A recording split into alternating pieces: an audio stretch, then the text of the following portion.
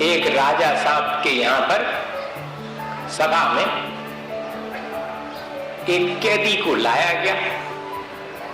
किसी अपराध में उसको जेल में बंद कर दिया था, फांसी की सजा होना थी। अब फांसी की सजा होना थी तो उससे पूछा गया कि भाई तुम्हारी आखिरी इच्छा क्या है?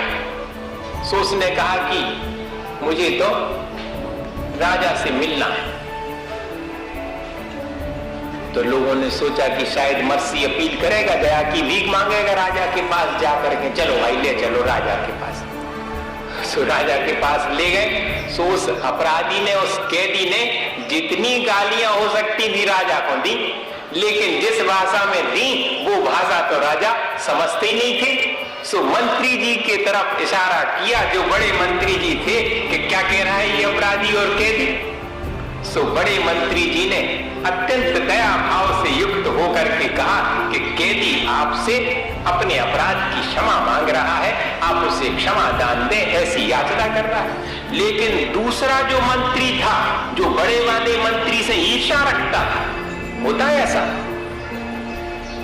सो वो फौरन बोल पड़ा कि नहीं, झूठ बात, जो मंत्री जी कह रहे उसकी प्रशंसा में ऐसा नहीं है, वो तो गालियां दे रहा राजा को। राजा साहब ने दोनों की बातें सुनी और कहा कि जाओ, मैं कैदी को क्षमा दान देता हूं। बड़े मंत्री की बात ज्यादा सच है, क्योंकि उसमें एक जीव के प्राणों की रक्षा का भाव छिपा हुआ है, और तुम्हारे सच में तो दूसरे का अहित छिपा हुआ है। भले ही उसने झूठ कहा, लेकिन दूसरे के हित के लिए कहा।